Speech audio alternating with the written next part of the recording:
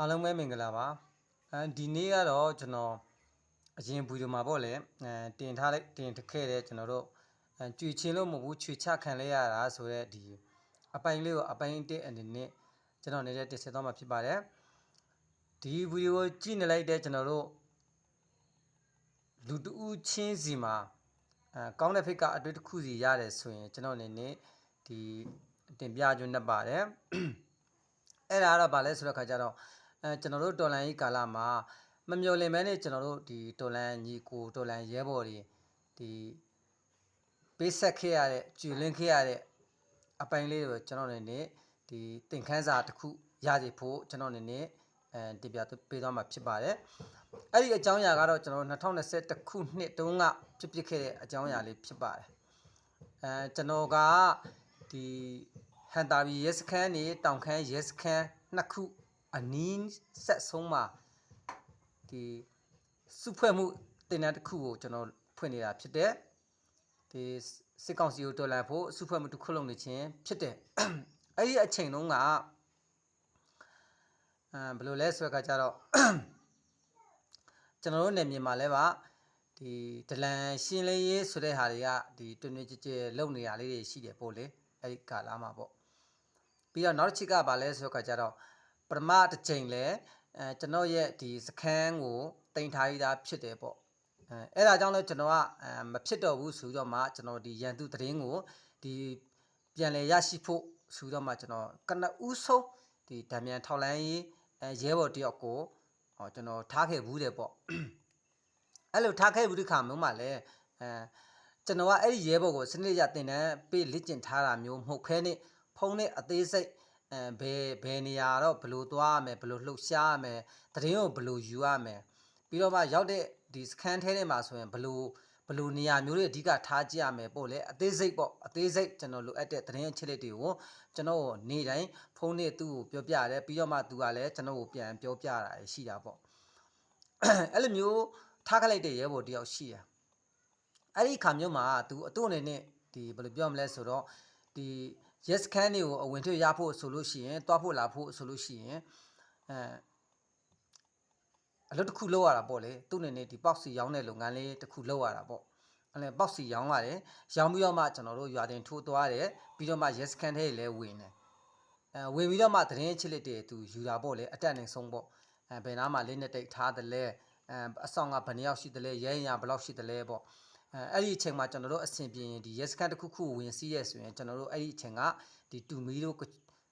ချိုးတို့ပဲရှိတာဖြစ်တဲ့အတွက်ဒီလက်နက်ခင်ရဲ့အချို့ဟိုအနှဲငယ်ရနိုင်တယ်ပေါ့ဝင်ပြီးအင်အားလုံးနဲ့ဝင်စီးမယ်ဆိုရင်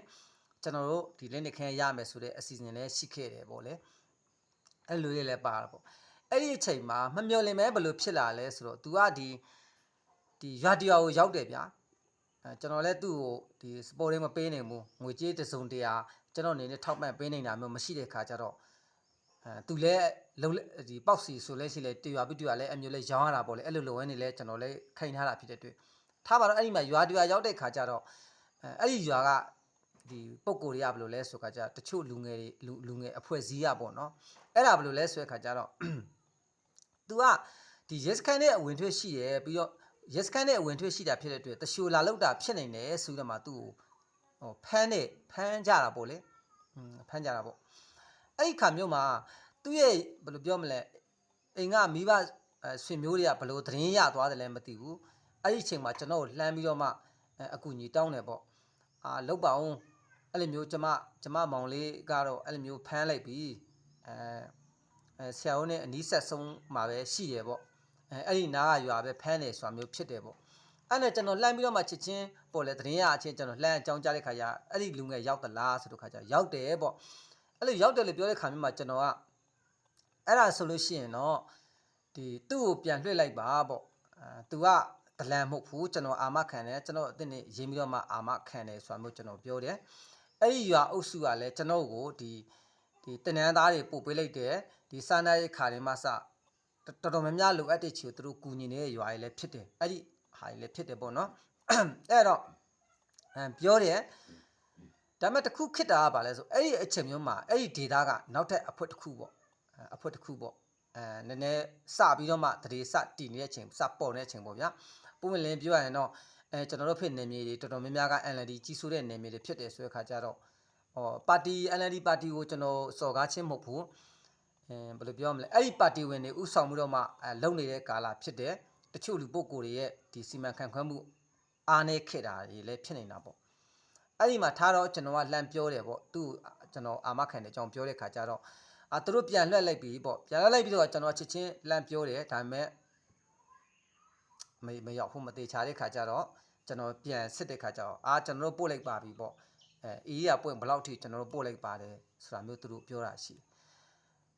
ယ်သတင်းပြန်ပို့တာပေါ့လေအဲ့ဒီမှာကျွန်တော်ကတော့ကောင်းကောင်းသဘောပေါက်လိုက်တယ်ဒါဆိုရင်တော့ဒီအချိန်မှာဆိုတော့ဘာမဆိုဖြစ်သွားနိုင်တယ်ဆိုတာကျွန်တော်ကောင်းကောင်းသဘောပေါက်လိုက်ပြီ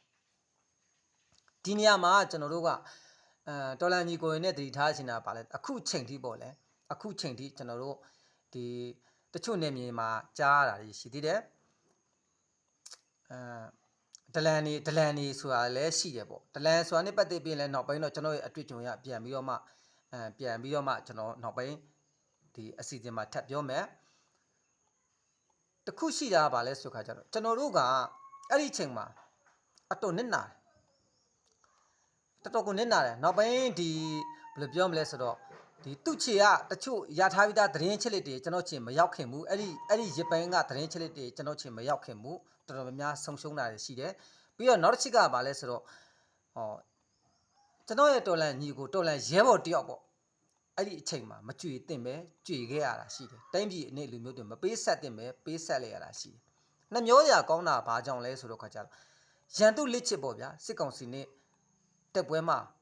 ကြာသွားတာမျိုးဆိုရင်တော့တော်သေးတာပေါ့အဲ့လိုမဟုတ်ဖဲနေ